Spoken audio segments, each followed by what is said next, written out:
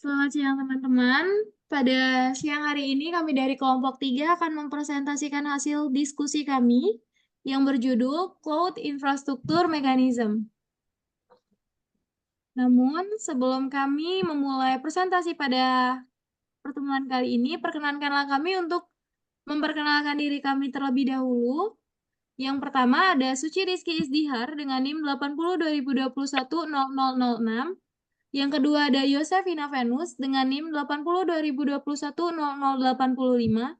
Yang ketiga ada Zaneta Nur Oktaviani dengan NIM 80-2021-0150. Yang keempat ada Ardi Satam Wardana dengan NIM 80-2021-0165. Dan yang terakhir ada Hanifah Salsabila dengan NIM 80-2021-0175. Kita masuk ke materi pertama mengenai batas jaringan logis atau logical network perimeter. Batas jaringan logis adalah perimeter virtual yang melingkupi dan melindungi sumber daya cloud dengan cara mengelola lalu lintas data yang masuk dan keluar dari lingkungan cloud. Ini bertujuan untuk memastikan bahwa hanya lalu lintas yang sah dan aman yang dapat mengakses sumber daya cloud. Di sini saya akan menggunakan topologi berikut untuk mendeskripsikan batas jaringan logis. Topologi ini menggambarkan bagaimana batas jaringan logis diterapkan dan dilindungi. Internet di sini adalah representasi dari jaringan eksternal yang tidak terpercaya. Lalu ada NIDS atau Network Intrusion Detection System, bertindak sebagai lapisan pertama pertahanan di batas jaringan logis yang berguna untuk memantau lalu lintas jaringan untuk mendeteksi aktivitas mencurigakan sebelum mencapai jaringan internal atau dalam konteks ini sumber daya cloud.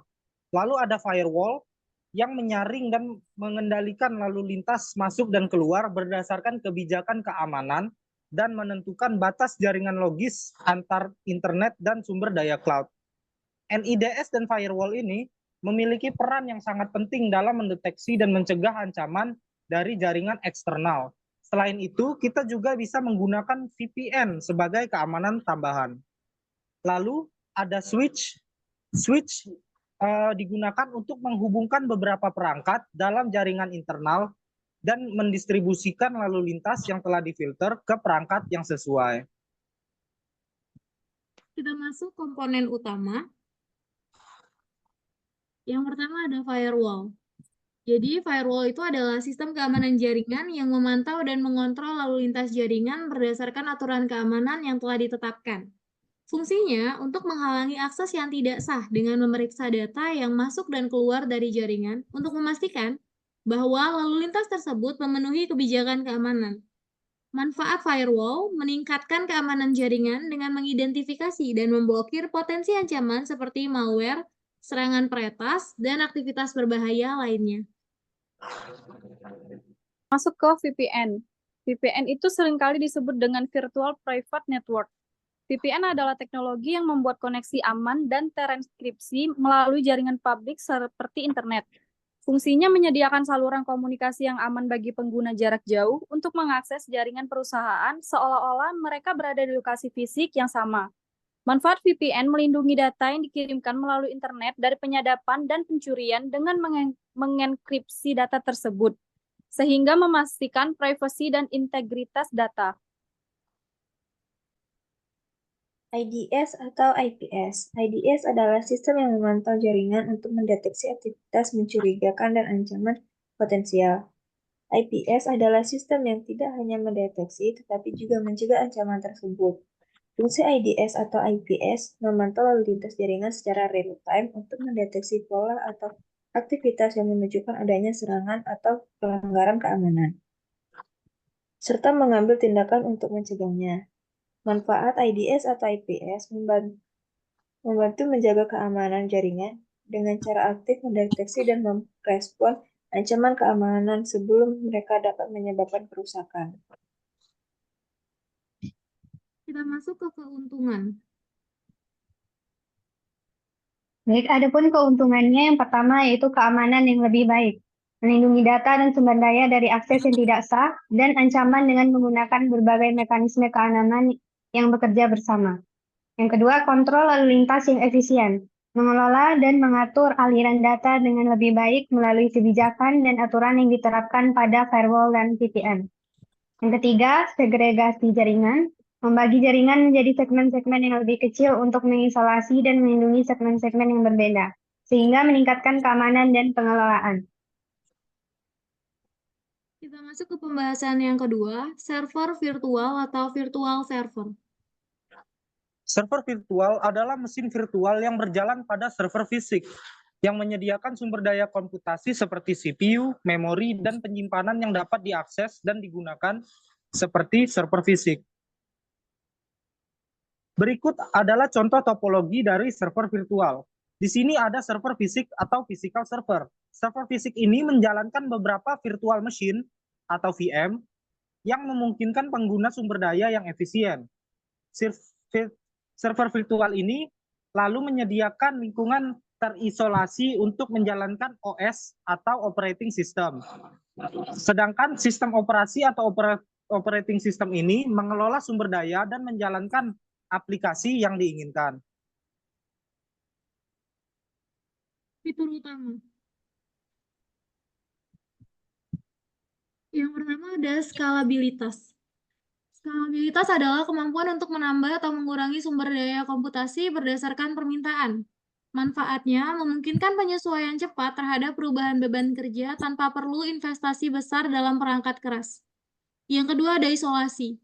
Isolasi adalah setiap server virtual beroperasi secara independen dari yang lain, meskipun berbagai perangkat keras fisik yang sama.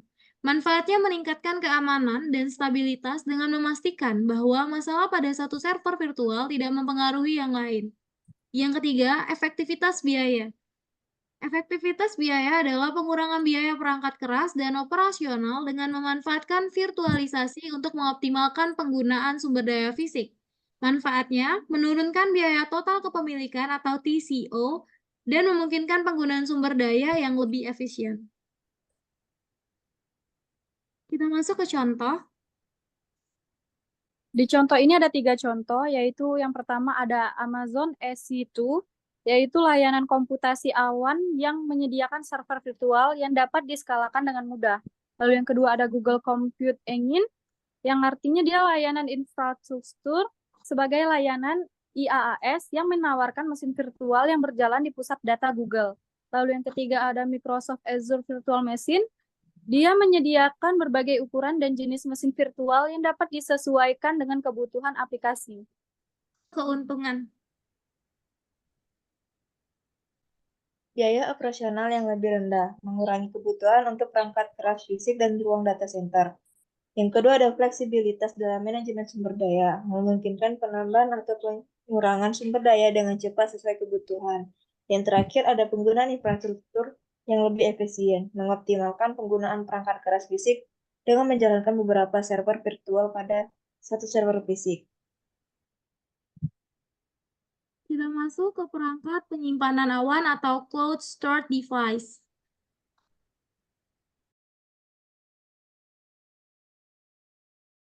Baik, cloud storage device adalah perangkat atau sistem yang memungkinkan penyimpanan data digital melalui jaringan internet pada infrastruktur yang disediakan oleh penyedia layanan cloud. Berbeda dengan perangkat penyimpanan fisik seperti hard drive atau USB, cloud storage memanfaatkan server-server yang tersebar di berbagai lokasi untuk menyimpan, mengelola, dan mengamankan data pengguna. Kita masuk ke dalam karakteristik utama dari cloud storage device. Karakteristik cloud storage device yang pertama adalah aksesibilitas, kemampuan untuk mengakses data dari berbagai perangkat seperti komputer, smartphone, atau tablet. Manfaatnya memungkinkan pengguna untuk mengakses dan berbagi data kapan saja dan di mana saja, meningkatkan fleksibilitas dan produktivitas. Yang kedua ada keamanan data. Jadi keamanan data adalah perlindungan data dari kehilangan, kerusakan, atau akses yang tidak sah melalui enkripsi dan mekanisme keamanan lainnya. Manfaatnya menjamin bahwa data yang disimpan di awan aman dari ancaman seperti peretasan dan bencana fisik. Di sini ada kapasitas penyimpanan, yang artinya kemampuan untuk menyimpan sejumlah besar data tanpa memerlukan perangkat keras tambahan. Nah, manfaatnya sendiri adalah untuk menghilangkan batasan penyimpanan fisik dan memungkinkan penambahan kapasitas penyimpanan sesuai kebutuhan. Kita masuk ke contoh. Di sini ada 3 contoh. Yang pertama ada Amazon S3, layanan penyimpanan dari Amazon Web Service atau AWS yang menyediakan penyimpanan objek yang scalable dan aman. Yang kedua ada Google Cloud Storage, layanan penyimpanan dari Google yang menawarkan penyimpanan objek untuk berbagai kebutuhan bisnis. Yang ketiga ada Microsoft Azure Blob Storage, layanan penyimpanan dari Microsoft yang memungkinkan penyimpanan dan pengelolaan data dalam jumlah besar di awan. Kita masuk ke dalam keuntungan. Adapun keuntungan yang pertama yaitu penghematan biaya, mengurangi biaya investasi dan pemeliharaan perangkat keras penyimpanan fisik. Yang kedua, pemulihan bencana, yaitu memungkinkan pemulihan data dengan cepat dan mudah jika terjadi bencana seperti kebakaran atau kegagalan perangkat keras. Yang ketiga, kolaborasi yang lebih baik, yaitu memfasilitasi kolaborasi tim dengan memungkinkan berbagai data dan dokumen secara real-time dari lokasi yang berbeda. Masuk ke dalam materi pengawasan penggunaan awan atau Cloud Usage Monitor. Pengawas penggunaan awan adalah alat atau layanan yang memantau dan melaporkan aktivitas dan pemakaian sumber daya di lingkungan cloud. Ini membantu organisasi untuk mengelola dan mengoptimalkan penggunaan sumber daya cloud mereka. Kita masuk ke dalam fitur utama. Yang pertama ada pemantauan real time. Kemampuan untuk memantau penggunaan sumber daya cloud secara langsung saat itu juga. Manfaatnya memungkinkan deteksi dini terhadap anomali atau masalah penggunaan sumber daya yang tidak dapat mempengaruhi kinerja aplikasi atau layanan. Adapun contohnya yaitu yang pertama Amazon CloudWatch, layanan pemantauan dan manajemen untuk AWS yang menyediakan data dan wawasan tentang aplikasi, infrastruktur, dan layanan. Yang kedua ada Google Cloud Monitoring, yaitu layanan dari Google Cloud yang memantau, menganalisis, dan meningkatkan kinerja aplikasi dengan data dari berbagai sumber. Yang ketiga Microsoft Azure Monitor, yaitu layanan dari Microsoft yang memaksimalkan ketersediaan dan kinerja aplikasi, serta layanan dengan memberikan pemantauan dan analitik komprehensif. Kita masuk ke dalam keuntungan. Adapun keuntungannya yaitu yang pertama adalah optimalisasi biaya. Optimalisasi biaya membantu mengidentifikasikan sumber daya yang tidak efisien dan mengoptimalkan penggunaan untuk mengurangi biaya. Lalu ada peningkatan kinerja yang memastikan aplikasi dan layanan berjalan dengan lancar dengan memantau penggunaan sumber daya dan kinerja. Lalu ada juga keamanan dan kepatuhan, membantu dalam memastikan bahwa penggunaan sumber daya cloud sesuai dengan kebijakan keamanan dan regulasi yang berlaku. Kita masuk ke dalam replikasi sumber daya atau resource replication. Oke, kita masuk ke definisi. Jadi replikasi sumber daya adalah proses membuat salinan data atau aplikasi di berbagai lokasi untuk memastikan kesediaan dan kendalaan. Ini sering digunakan untuk meningkatkan redundansi, ketersediaan, dan pemulihan bencana. Berikut ada gambarnya. Kita masuk ke fitur utama.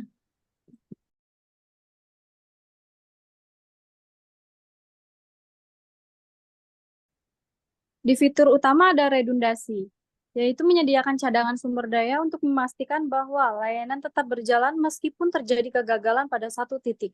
Manfaatnya meningkatkan keandalan dan mengurangi resiko kehilangan data atau downtime.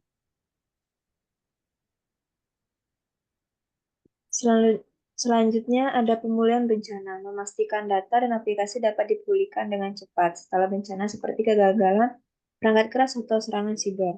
Manfaatnya meminimalkan waktu pemulihan dan dampak dari insiden yang tidak terduga.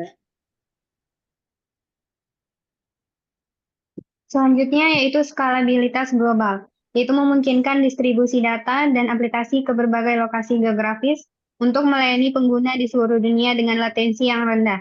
Manfaatnya meningkatkan kinerja aplikasi dengan menyediakan akses cepat ke data dari lokasi terdekat dengan pengguna. Kita masuk ke contoh. Adapun contohnya yaitu Amazon RDS Multi-AZ, pelayanan dari AWS yang menyediakan replikasi otomatis database ke berbagai zona ketersediaan untuk meningkatkan ketersediaan dan keandalan. Lalu ada Google Cloud Spanner, layanan dari Google Cloud yang menawarkan database relasional terdistribusi dengan aplikasi replikasi global dan konsistensi tinggi.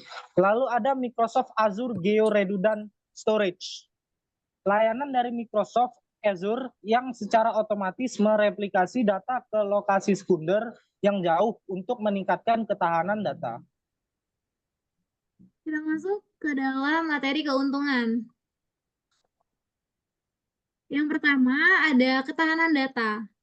Ketahanan data di sini melindungi data dari kehilangan dengan menyimpan di berbagai lokasi. Yang kedua ada kinerja yang ditingkatkan, maksudnya adalah meningkatkan kinerja aplikasi dengan menyediakan akses cepat ke data dari lokasi yang lebih dekat dengan pengguna. Kemudian yang ketiga ada ketersediaan tinggi, di mana memastikan aplikasi dan layanan tetap beroperasi meskipun terjadi kegagalan di satu lokasi. Kita masuk ke materi berikutnya, lingkungan siap pakai atau ready-made environment.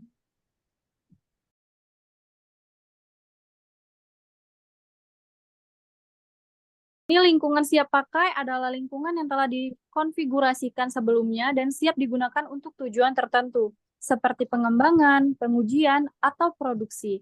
Lingkungan ini disediakan oleh penyedia layanan cloud untuk mempercepat proses setup dan deployment. Nah, di sini kalian bisa lihat gambarnya sekiranya begini. Kita masuk ke dalam fitur utama. Yang pertama ada konfigurasi otomatis, lingkungan yang sudah dikonfigurasikan dengan perangkat lunak, alat, dan pengaturan yang diperlukan. Manfaatnya menghemat waktu dan usaha yang diperlukan untuk mengatur dan mengkonfigurasikan lingkungan awal. Berikut yaitu skalabilitas, dapat dengan mudah diskalakan sesuai dengan kebutuhan beban kerja. Manfaatnya menyesuaikan kapasitas lingkungan dengan perubahan kebutuhan tanpa memerlukan konfigurasi ulang yang signifikan. Lalu ada akses cepat di mana lingkungan siap digunakan secara segera setelah penyediaan. Manfaatnya memungkinkan tim untuk memulai bekerja dengan cepat tanpa menunggu proses setup yang lama. Kita masuk ke contoh. Oke, di sini ada 3 contoh. Yang pertama AWS Elastic Beanstalk, layanan dari AWS yang memungkinkan penyebaran dan manajemen aplikasi dengan cepat menggunakan lingkungan siap pakai yang mendukung berbagai platform seperti Java, Net, PHP, Node.js, Python, Ruby, Go, dan Docker. Kemudian yang kedua ada Google App Engine, di mana platform dari Google Cloud yang menyediakan lingkungan siap pakai untuk mengembangkan dan menghosting aplikasi web secara otomatis.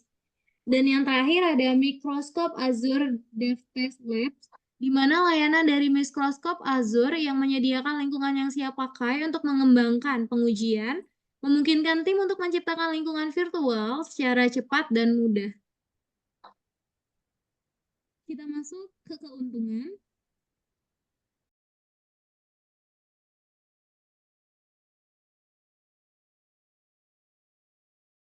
Nah, di keuntungan ada 3 keuntungan, yaitu penghemat waktu, yang artinya mengurangi waktu yang dibutuhkan untuk menyiapkan dan mengonfigurasi lingkungan, memungkinkan tim untuk fokus pada pengembangan.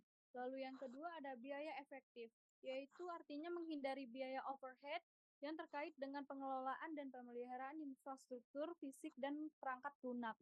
Lalu yang terakhir ada peningkatan produktivitas, yaitu artinya memfasilitasi kolaborasi yang lebih baik dan alur kerja yang lebih efisien dengan menyediakan lingkungan yang konsisten dan dapat diandalkan. Baik, demikian hasil dari diskusi dan